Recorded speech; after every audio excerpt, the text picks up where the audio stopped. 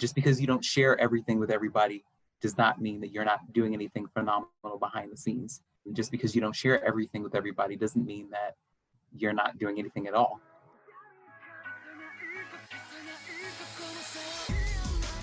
You are now listening to the Highlight Reel Builder for Authors, the Going North podcast. I'm your host, certified self-leadership trainer and author of the best-selling book, Stay the Course, Dom Brightman. And you're going to be getting some goodies today from the guest that's up next.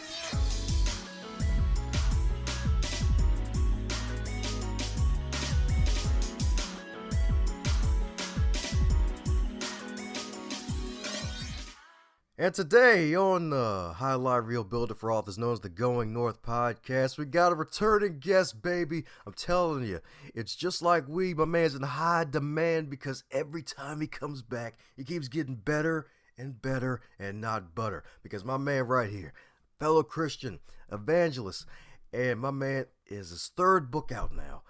The first one was a memoir. The second one, that was some wonderful poetry. But this one's going to be focused on prayers because my man is a praying young man, baby. And that's what we need out in this world. Praying young men who believe in God and know that the creator of all has got us covered like the biggest blanket ever. So let's give it up for the man you know and love. Back for round 5 like Dr. Eric Holmes, Mr. Nelson Brown. Thank you. Thank you for having me on your show for the 5th time in a row. It's definitely been a journey ever since I first started with you on my show a few years ago. So even within a few years, I've definitely had the opportunity to grow and learn from a lot in my young adult life with all of the work that I'm doing between being an author and now I'm a new radio personality, and even with all of what I do every day. In order to try to promote what I'm passionate about. It's really been a great opportunity, and you've been a part of that journey, with me. So I do think that that's a blessing. Oh yeah, man. Oh yeah, definitely got to support the folks coming behind me and folks who are and also in the youth category, indeed, because folks gave me a chance. Like, hey, it wouldn't be right for me to not give the folks around me a chance too. Like, that's the main idea. So that way we could all grow together, because it's too much abundance out here to be selfish. Yes, absolutely. It's everybody is on the journey. Everybody who wants success, wants to look at other successful people and bring them along and give them a leg up too. So that's really, really beneficial for everyone. It's a win-win for everybody. Oh yeah, that's right. A win-win indeed. So my goodness, speaking of wins, my man's been racking them up indeed. My man's got a brand new show, got your third book out, man. So how's it feel, man? You've been still chipping away at the wonderful marble of life, my man. Yes, it's been really, really great. My show, The Beauty in Us Radio, airs every Tuesday evening on Awesome God Radio from 6 to 7 p.m.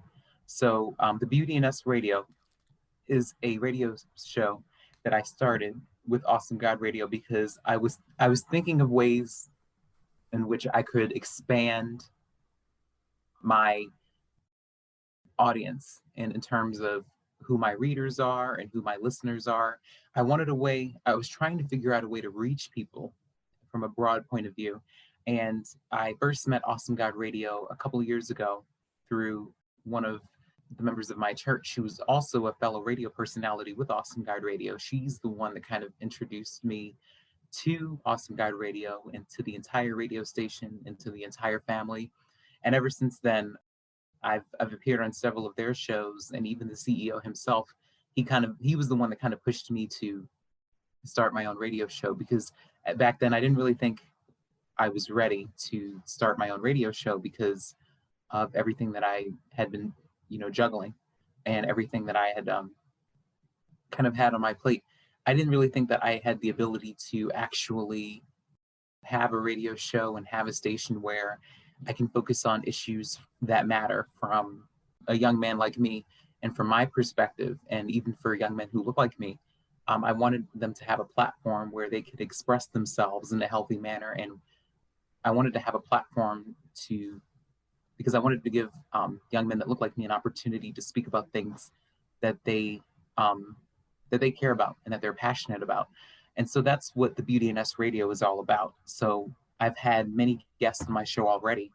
I've had authors, I've had speakers, I've had people who are community activists, I've had entrepreneurs on my show, I've had ministers, pastors, and people from all different walks of life on my show and a part of my broadcast. And it's really, really been a great opportunity because now I have the opportunity to open up doors for other people. And even in the midst of just being on my own journey, I still have the opportunity to grow and learn myself. And I started, I've been even like throughout the entire course of the pandemic. Last year, I started writing my third book, which was released earlier this month. And I wanted to write that book, The Beauty in Us, Our Souls in Armor, because I was thinking about the course of the pandemic and in terms of everything that we as a people and us as a country, all of what we've been through the past year in terms of some of us have had to like uproot our lives. We've had to change the way we do things. And I think that the purpose of the pandemic was to open our eyes to things that really matter. And I think that the pandemic has definitely humbled a lot of us. And I think that it forces us outside of our comfort zone, and it forces us to think about things from a better perspective and a much more mature perspective. And I think that I started writing the book of prayers because while we were all on lockdown around this time last year, and even a little bit before then, like around March and April, I started writing this book because I started thinking about everything that people had been going through at the time. Many people have lost their jobs. I thought about relationships that had suffered as a result of the pandemic. I think about children who may have been exposed to, very hostile and very tumultuous environments. I started thinking about domestic abuse victims. I started thinking about people who just couldn't afford to make ends meet after they lost their jobs or after they fell in tough times. So I started thinking about people who fell under all of these categories, and I wanted to create a book of prayers from the male's perspective, of course, to give people some encouragement. And I wanted to find a way to uplift them during these troubled times. So that's why I decided to create the book of prayers. There are 21 prayers, and they're a reflection of 21 years. I started writing this around the time I turned 21. And I started thinking about, as I stated before, many people's circumstances and what they had been going through. I think about the suicide rates as well that have skyrocketed as a result of this pandemic. And I often think about the fact that everybody is not pleased with being under these restrictions and being in an environment that they're uncomfortable in. Some people don't do well in isolation. Some people don't know how to cope with many of the changes that we've had to make throughout the course of the year. So I just started thinking about many situations for many different people, and I wanted to give them a book of encouragement. I wanted to compose a book of prayers to provide them with a safe haven, through each page.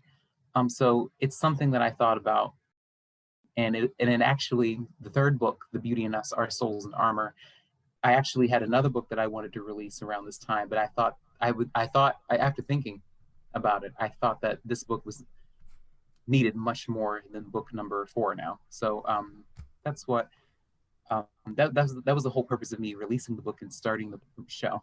And my show just gave people something to listen to while they were still under these conditions, and just to provide them with a source of inspiration. Ah, yes indeed, yes indeed. Definitely good. And I love what you said there about you're basically providing a safe haven through each page. Like that is gold right there. And that's poetry in motion, man. Yes. Yes, indeed. You're definitely right. The pandemic definitely was interesting.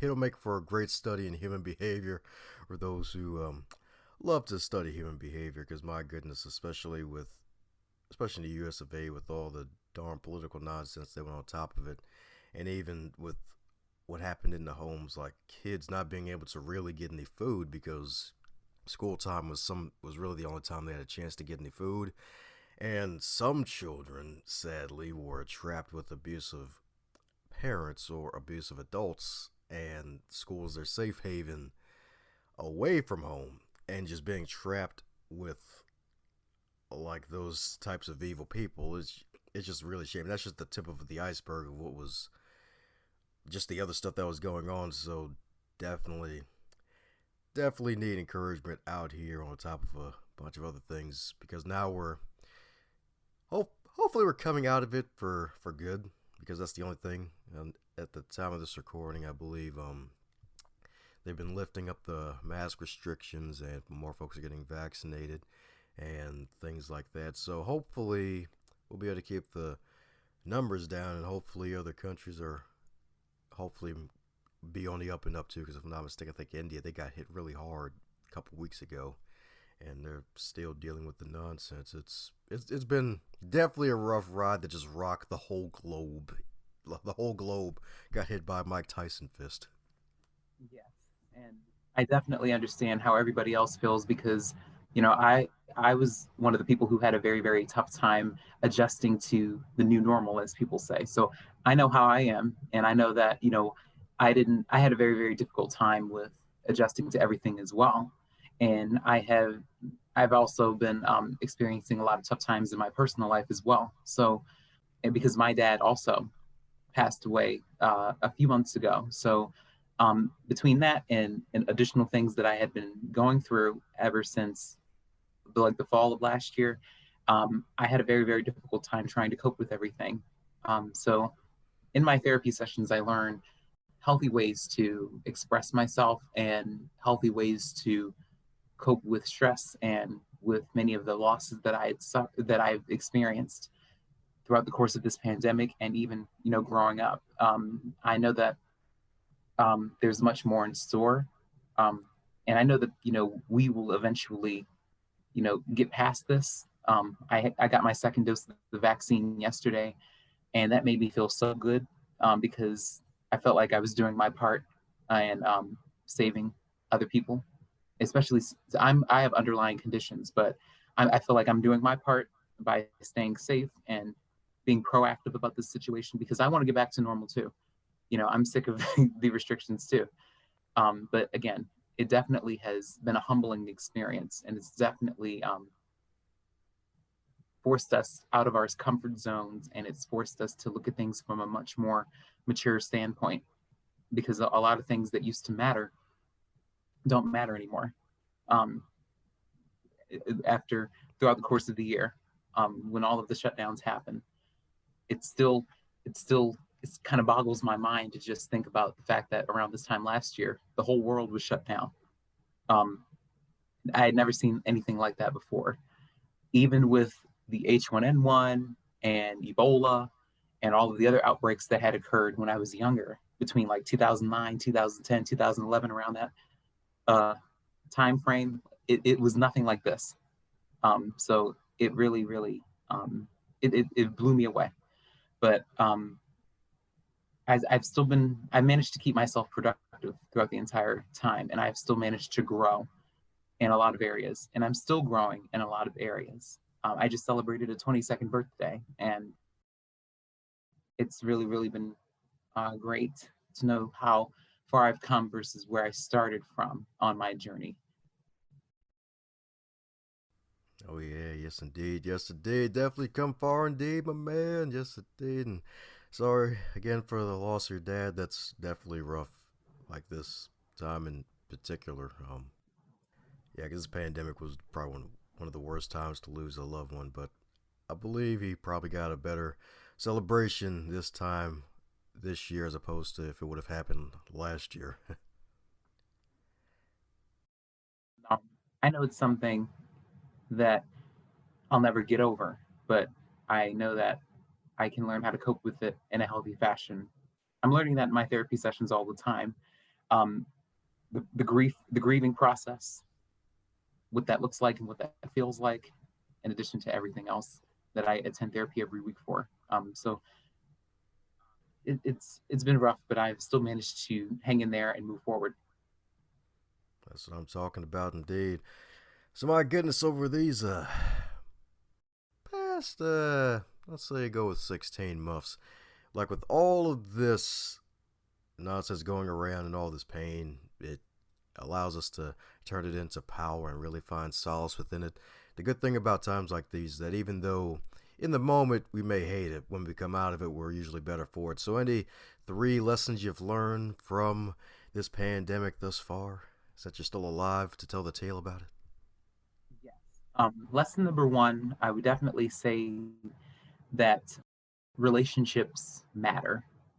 So, and I say that, and I put that as number one because I feel like this pandemic has, as I stated before, forced us outside of our comfort zones, and the restrictions have forced us to be in a state of isolation from our loved ones and from our peers. And I think that losing love and that sense of connection is what people are more fearful of than they think they are. So I think that this pandemic has forced us to embrace each other more and love each other more.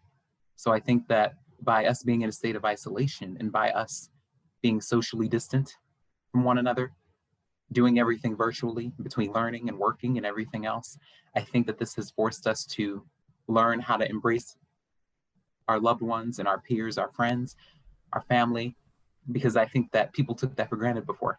I don't think that people really understood what that actually meant and what that felt like until this happened.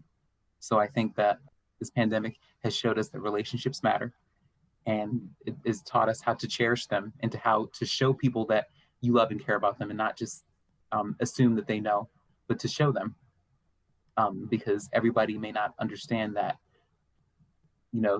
I think that affirming them of that is very important, and it lets them know and it makes them feel better. So I think that relationships matter. That's number one. Number two, I think that humility has definitely, and I use the word humility because I feel like that is what this pandemic has taught us about humility. It's humbled us. I mean, I know it has for me. I can't speak for everyone else, but I feel like this pandemic has forced us to demonstrate some level of humility in terms of the way we live our lives and what we value and how we carry ourselves. I think that this pandemic has forced us to focus on what really matters and what we need to work on, the self development we need to do, and the improvements we need to make in ourselves. I think that humility, and I use that word because, you know, a lot of people prior to the pandemic, a lot of people felt like they were untouchable in a way.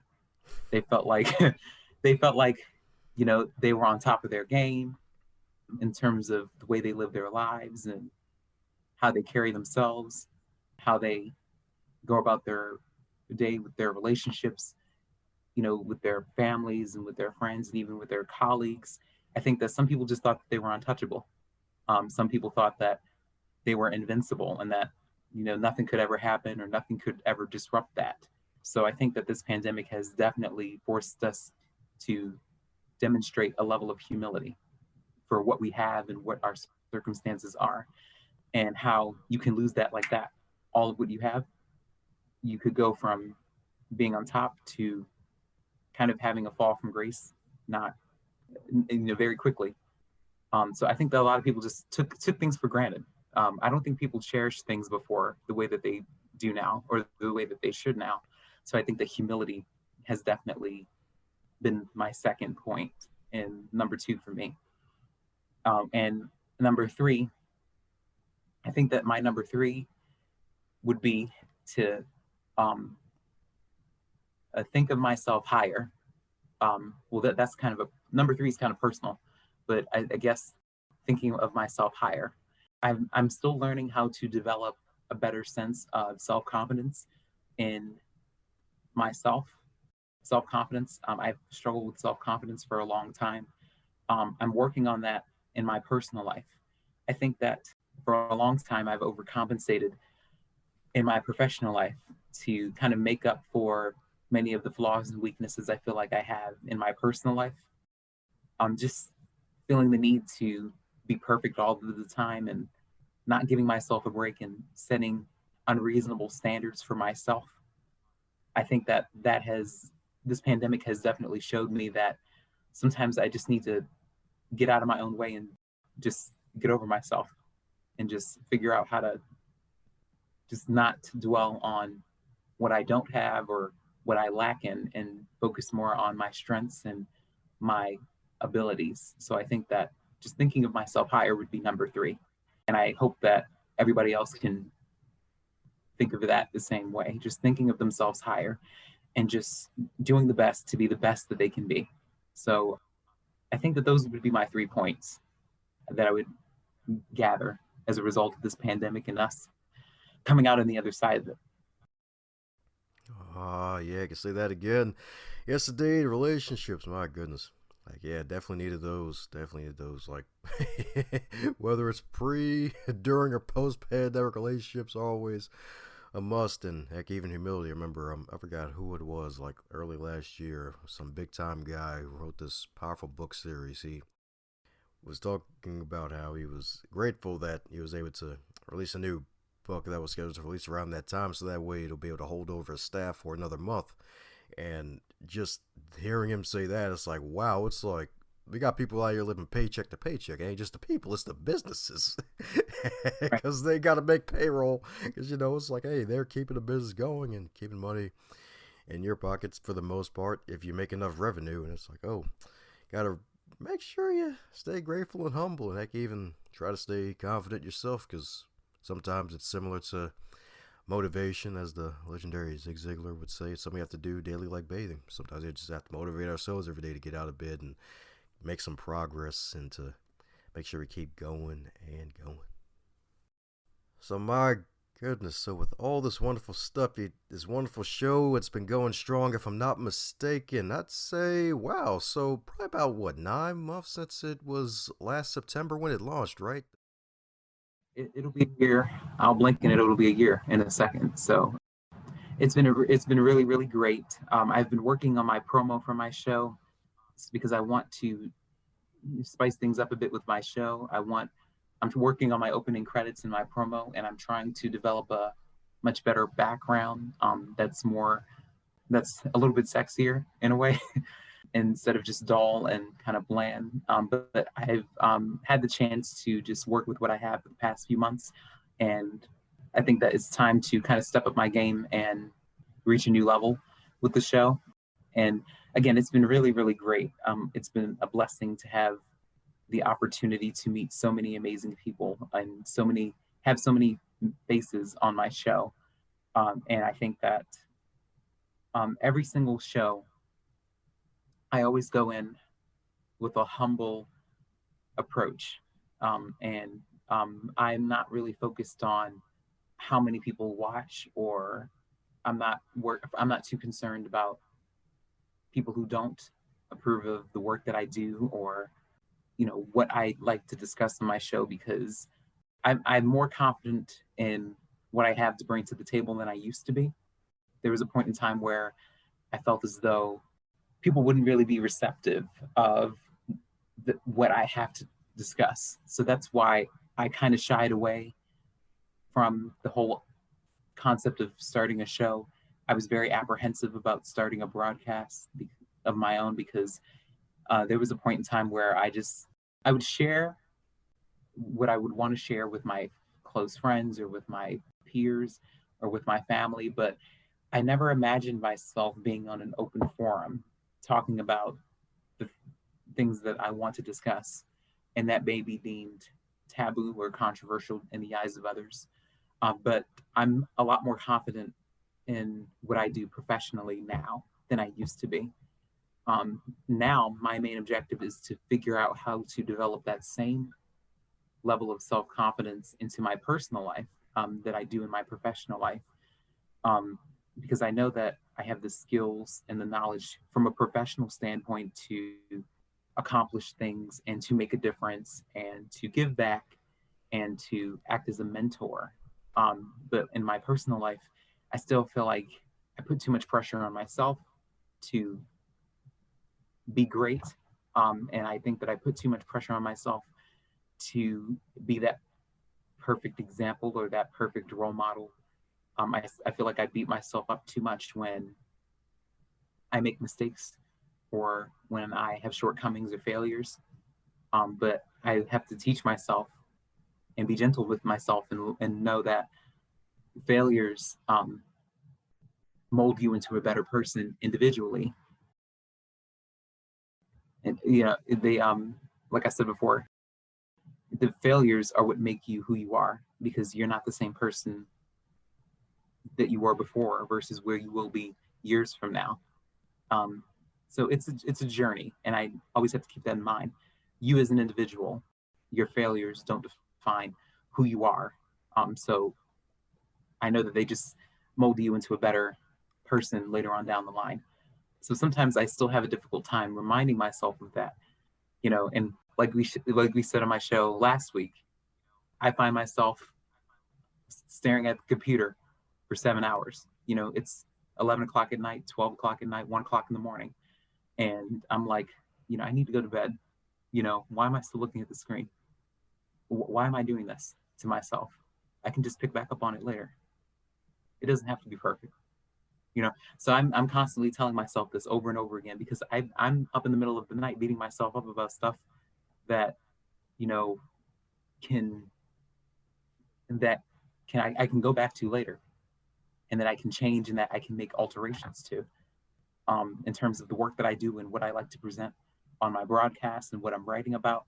So this is just that's just an example, but there are many more examples. But I don't have time to go into every single example, so I'm just going to leave it at that. It's all good, but man, it's all good. It's all good indeed, because, yeah, man. So, with the wonderful show, any two things that stick out to you that you've gained this far from starting it, since you're a few months in and closing in on the 1 year anniversary? Number one would be that I am starting to notice that people actually see what I'm doing and they appreciate it more. I think that a lot of people have a lot more respect for me because of the work that I do now, because I think that I did a lot of things behind the scenes, and I was doing the work, and I was putting in the work, and I was making a difference. But now I think that because it's on a public platform and in an open forum, I think that people are starting to gain more and more respect for me because of the work that I do. I don't think that people believed in my abilities before. I think that, um, and I think I've shared it before, but like even growing up, I felt like a lot of my educators, and some were good, but a lot of my educators, I think that I didn't really fit the mold of what it meant to be a great student, because I was much more on the quiet and reserved side. I was the type of student that was always a hardworking student and who always got good grades.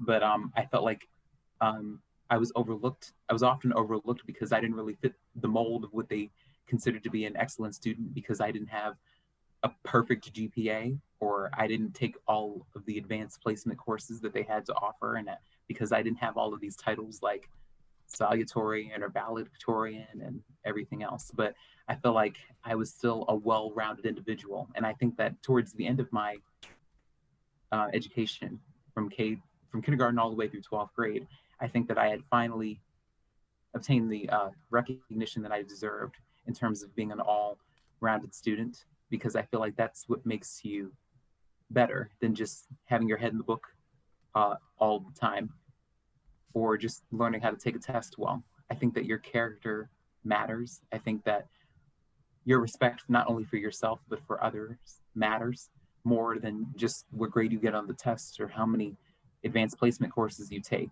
So I think that by the work, people have more respect for me now because of the work that I'm doing. People couldn't see it before because I was still doing it behind the scenes. But now, since I'm in an open forum and on a public platform, people are starting to see my work now. And I think that people are starting to connect the dots and figure out, okay, so he really is doing this. So he really is passionate about this. And he's really doing all of this on his own. And he's actually working towards the top. He's working his way to the top. So I think that people have much more respect for me than they did before in terms of, you know, the work that I do and the work that I'm passionate about, and how I show that in what I'm doing in different arenas. And I think that's number one. But I think the number two, I think that um, I'm definitely starting to realize, and this is kind of comical, but I'm starting to realize who the kiss ups are. Because people kiss up to you when you have status. So people who ignored you before and who kind of snubbed you before, they treat you differently when you have status. So I'm definitely starting to realize who the kiss ups are, and I'm seeing people's true colors. Um, and I think that the pandemic has also revealed that too. It's showed people's true colors, and it's almost like people waited for stuff to hit the fan and for things to get out of control, or for things to kind of um, for them to get outside the comfort zones, for them to act the way they are. And I think that people tried to hide behind a certain persona for a long time, and I think the pandemic has exposed that too, in different ways. People for who they really are. I think people are showing their true colors. People have shown their true colors throughout the course of the year, and I know that for me, like I think that, like I said, I'm starting to realize who the kiss ups are, and I'm starting to see people's true colors. I mean, that's kind of a comical number two, but they were kind of long winded, but I hope you understood. Oh no, I fully understand it, man. Like it, and I resonate with both of them, especially the whole respect piece. Because sometimes you, especially when you post things on social media, a lot of people like to be lurkers as opposed to appreciators, and they just don't like to share your stuff. But behind closed doors, and they see in person, like, "Hey, I see what you're doing, man. You help so many people." And it's like, okay, cool, appreciate you. Like, it would help if you shared a post every once in a while, you know, like. It, there's nothing wrong with sharing a post. Like, what do you think? People are gonna come after you and sick the dogs on you or something? It's not like Michael Vick from the late 2000, like the early 2000s here. Like I ain't fighting dogs or something. And the whole kiss up thing. Yeah, that definitely could happen. It's like, hey, you got this show? Could I be on it? It's like, hey, you got a book? Oh no. Okay. Try again. Like, hey, level up here. That's the main thing. It's like, hey, it force everybody else to level up and actually up their game because I've had to do it myself. Like that is the thing when it comes to really doing the work, is the fact that sometimes folks, depending on who they are, they may want to come and drink from the well when you're the one that had to dig the darn well and put the bricks around it and actually do the hard work to get the darn thing working, and you had to find everything.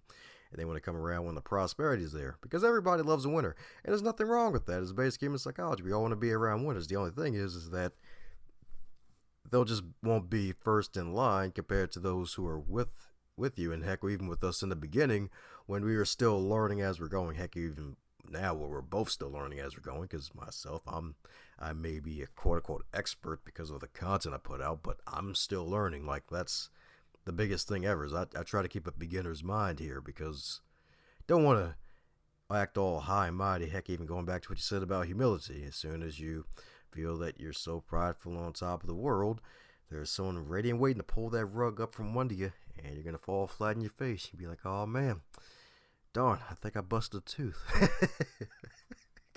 Yes, but I mean, I understood everything that you just laid out on the table, and I also want to note that something about what you said in terms of I think that it's important to have people in your corner to give you a leg up, and not just people who eat stuff off of your table in a way. So because people should not be coming with their hands out all the time, you know, people should be coming to give you a kind of a leg up. But unfortunately, a lot of people, when I talk about people being kiss ups and people just wanting to be affiliated with you because you have status or because you have prestige in a way, I think that that's an example I use to talk about people who just eat stuff off of your table, but they don't contribute to your table in a way. So I think that that's important to note. So I've definitely learned a lot, and I'm still learning, and it never ends. You know, the lessons never end. It's only up from here in a way. But you know, I'm a good listener, so I don't react to everything. You know, I watch people, I watch things, I listen to people, and I listen to things. I take a step back and I figure out um, what things are, and based on what has been presented to me, and then that's how I'm able to dictate how I move forward with that person or with that challenge or with anything. And I think that it's good that I'm not impulsive. Like, I'm a huge thinker. I don't make decisions without thinking about what the outcomes may be. So I always think. Like, I never just jump into something without thinking about the outcome of what the situation may be. And I think that that's a strength, because I don't think it's good to just jump into things without realizing what the outcomes are or what they may be or what the consequences are and what they may be. Some people only react to things, and they don't take time to think about how it's going to affect them later on down the line, or how it's going to affect others because of their actions or their decisions. So I think that I incorporate that into what I do and how I carry myself and how I carry other people in terms of who I affiliate myself with and who I associate myself with. Oh, yes, indeed. Yes, indeed. You can say that again.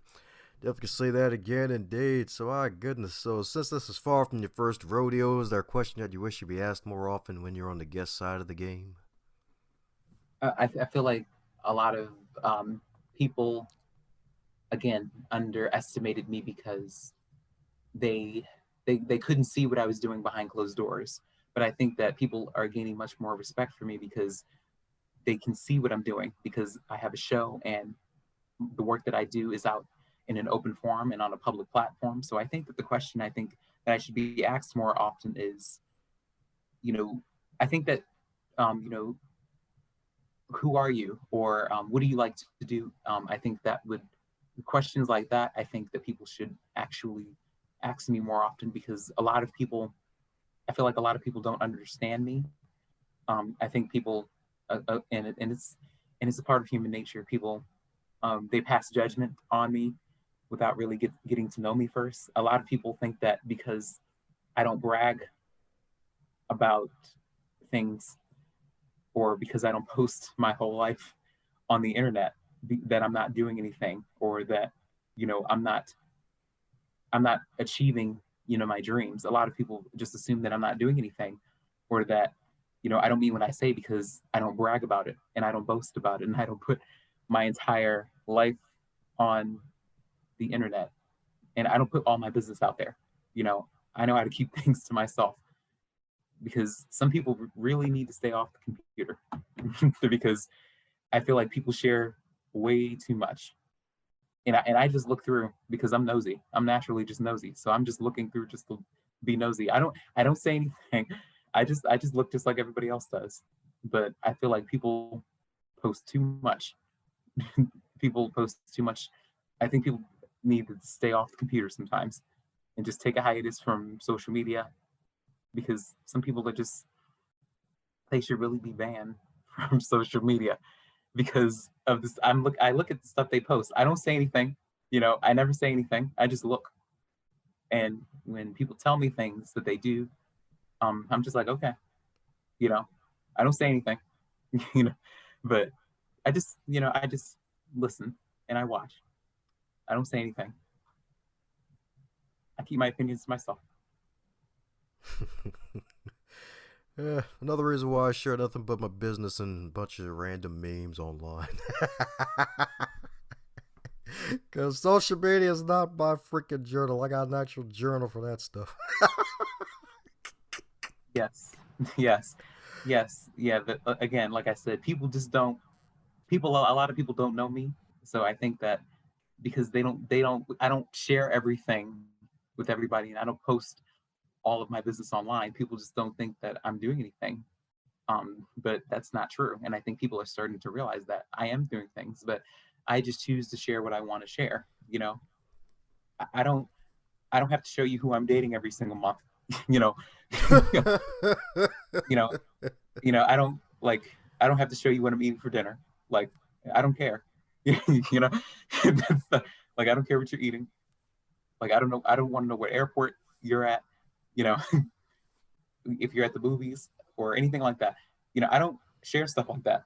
You know, I'll post pictures of me and my colleagues or my peers, and some family, but I'm not telling you who I'm dating every single month, you know, or who I'm in a relationship with every month, or if we're on a yacht together, you know. I'm not sharing all of that. I'm not sharing people intimate stuff about my personal life like that. Amen to that. Not to mention some of that mess could be a security risk too. That's the other thing too. It's like, oh, someone's a rotating door. Oh, someone's out in the movies. All right, cool. I know where they live. It's time to do some robbing. Like, all right. Another reason why folks need to be careful what they post on social media, indeed. So we're coming down to the magical question, but this time, since it's been 3 years since the first time I asked you, and you've grown a lot, we're going to ask it again. So if you're to wake up tomorrow and you were 18 again, but this time in the current year of 2021, with all of your knowledge and experience, what advice would you give to yourself? I think that if I were to look back on the 18-year-old me around this time, I definitely think that I would encourage myself to just remember that your strength comes in your abilities, and I think that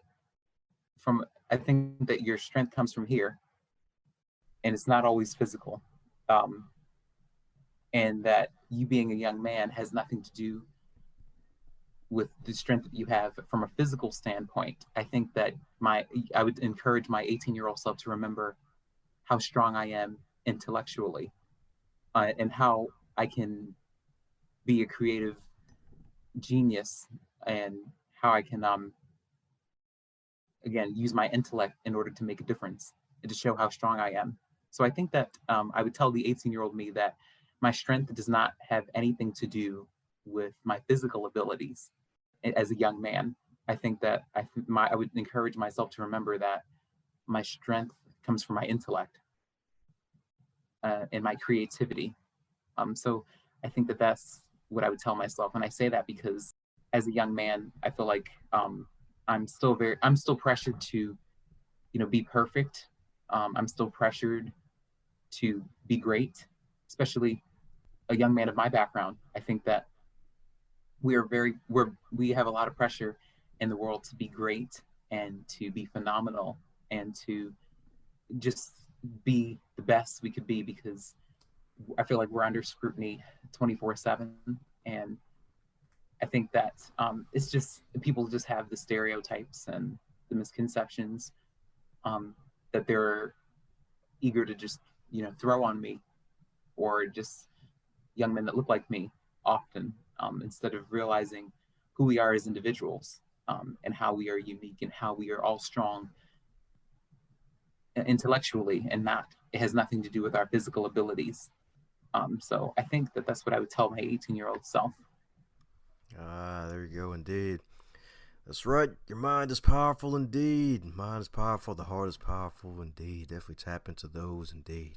It's not always physical, even though that's when men especially are at their peak in terms of physical condition, in terms of wanting to bust through walls, and still got the brain and the state where it can still be modified and grown and expanded. That's right. That's why they recruit us and try to recruit us in the military. Late teens, early 20s. But yeah, there was some solid advice right there. Rock solid indeed. So for those who want to keep in magical contact with the natural Nelson himself and all that he's doing, and buy a bunch of copies of your wonderful books, what's the best way for folks to do so? Well, I'm available on social media. So on Facebook, I'm Nelson Brown. On Instagram, I'm Nelson E. Brown. On Twitter, I'm Nelson E. Brown. And on LinkedIn, I'm Nelson Brown. I'm still trying to create a new promo and a new opening credit for my show. So I want to encourage you all to stay in the loop, because I'm still working on that, and I'm still getting things together in that aspect. And I also want to note that my books are all available on Amazon in a paperback and ebook format. I'm still working on the ebook for this third volume. So for the third installment of my book series, The Beauty in Us. The Beauty in Us, Our Souls in Armor. I'm still trying to get the ebook together for that, for all of my ebook readers. So I want to make note of that. But the paperback version is still available, and the ebook versions are still available for Volume 1 and Volume 2. So The Beauty in Us, Our Reality, The Beauty in Us, Vulnerable Masculinity. Both of those books, they're volume 1 and volume 2. They're available in a paperback and ebook format. But I also encourage you all to just email me directly at brownnelsone@gmail.com if you have any questions or concerns about any of the work that I do. And also, starting this summer, I'm working with a young lady named Nija Howard with a magazine called Thoughts Magazine. So I'm going to have my own column. It's called Dear Nelson. So it's a column that we discussed and we talked about. It's supposed to give young men and boys an opportunity to talk about their questions. We'll talk about any of their concerns that they have or questions that they may have about the work that I do or any problems that they have. And I'm still working on creating content for the magazine and for my column. So sometime this summer, I think around July, that's when I'm going to start doing that for Thoughts Magazine. It's kind of like Ebony for men of color. So it gives men of color an opportunity to talk about the phenomenal things that they do every day and the work that they do. So we have men of different colors, not just African American men, but Hispanic men, Asian men, men of different colors who identify as people of color.